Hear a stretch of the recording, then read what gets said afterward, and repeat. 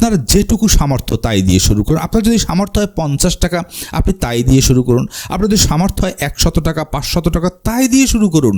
আপনার যদি সামর্থ্য হয় 1000, 2000, 5000, তাই দিয়ে শুরু করুন। দেখুন, অ্যামাউন্ট বড় কথা নয়, বড় কথা হলো আপনি কত আগে শুরু করতে পারছেন। যত আগে শুরু করবেন অত বেশি আপনার ক্ষেত্রে পাওয়ার অফ কম্পাউন্ডিং কাজ করবে।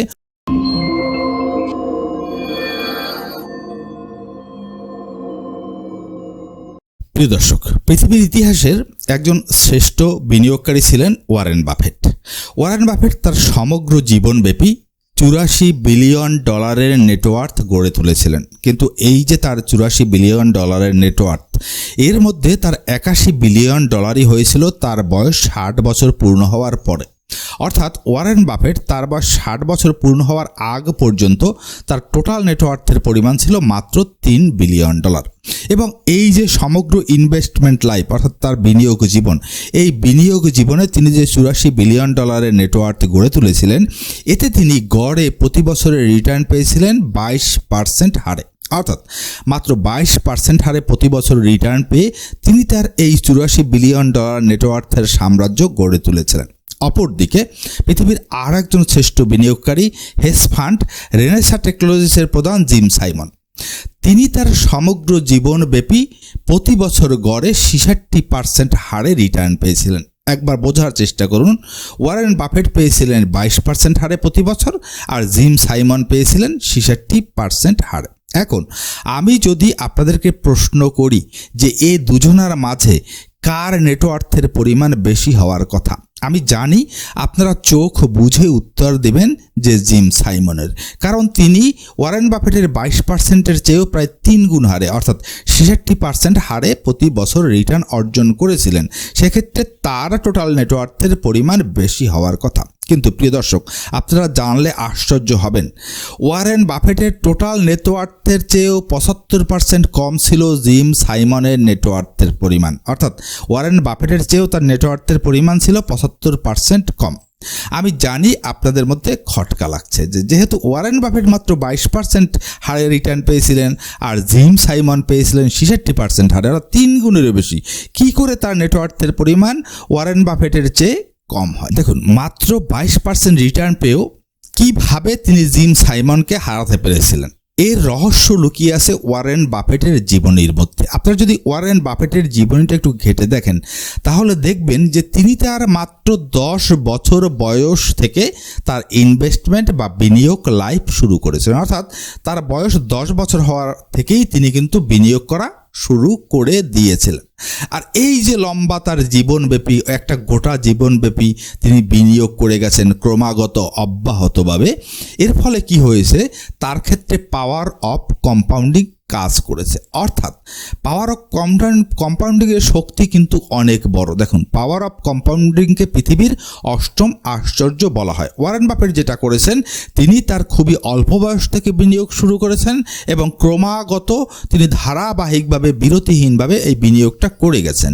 তার ফলে কি হয়েছে, তার এই লম্বা সময়ে বিনিয়োগ করার ফলে তার উপর পাওয়ার অফ কম্পাউন্ডিংয়ের এফেক্ট কাজ করেছে, যা তার নেটওয়ার্ককে কয়েক গুণে বাড়িয়ে দিয়েছে। পক্ষান্তরে জিম সাইমন কিন্তু অত অল্প বয়সে বিনিয়োগ শুরু করতে পারেননি।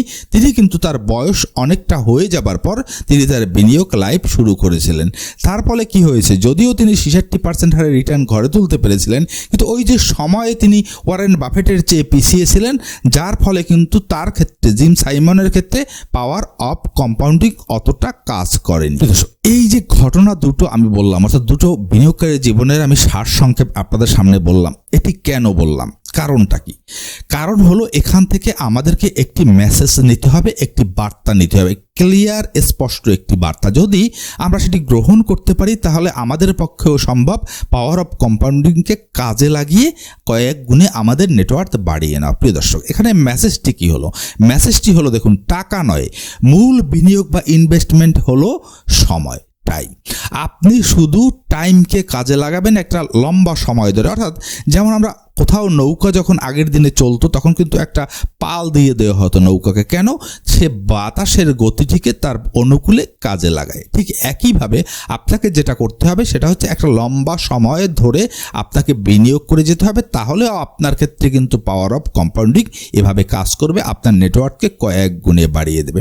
প্রিয় দর্শক, একথার আরেকটি মেসেজ আমি আপনাদেরকে দিতে চাই, সেটি হলো এই ঘটনাগুলো বলার কারণ হলো যে আপনারা যারা করব বলে সময় ক্ষেপণ করছেন, আগামী মাসে আমি আমার সেভিংস শুরু করব, আমার বিনিয়োগ শুরু করব, আমার বেতন আর একটু বাড়ুক তারপর আমি আমার বিনিয়োগ বা সেভিংস শুরু করব, আমি অমুক তারিখ থেকে শুরু করব, এভাবে করে করে সময় নষ্ট করছেন, তাদের প্রতি একটি ক্লিয়ার বার্তা যে দয়া করে এই অজুহাতগুলো থামান এবং এখনই শুরু করুন। স্পষ্ট ক্লিয়ার বার্তাটি হলো যে এখন না, স্টার্ট জাস্ট নাও, অর্থাৎ এখনই শুরু করুন। আপনার যেটুকু সামর্থ্য তাই দিয়ে শুরু করুন। আপনার যদি সামর্থ্য হয় 50 টাকা, আপনি তাই দিয়ে শুরু করুন। আপনার যদি সামর্থ্য হয় 100 টাকা, 500 টাকা, তাই দিয়ে শুরু করুন। আপনার যদি সামর্থ্য হয় 1000, 2000, 5000, তাই দিয়ে শুরু করুন। দেখুন, অ্যামাউন্ট বড় কথা নয়, বড় কথা হলো আপনি কত আগে শুরু করতে পারছেন। যত আগে শুরু করবেন অত বেশি আপনার ক্ষেত্রে পাওয়ার অফ কম্পাউন্ডিং কাজ করবে, অত বেশি আপনার নেটওয়ার্ক কিন্তু কয়েক গুণ হওয়ার সম্ভাবনা। সুতরাং এই অজুহাত দিয়ে, অবহেলা করে, অলসতা করে এই যে আমরা সময়টাকে নষ্ট করছি, টাইমটাকে কিল করছি, এর ফলে কিন্তু ক্ষতিগ্রস্ত হচ্ছি আমরাই। সুতরাং আজকের ভিডিওর কিন্তু আবার মূল বার্তা হলো একটি, সেটি হলো সঞ্চয় করা শুরু করুন, বিনিয়োগ করা শুরু করুন, এবং এটা এই ভিডিও দেখার পরপরই শুরু করুন।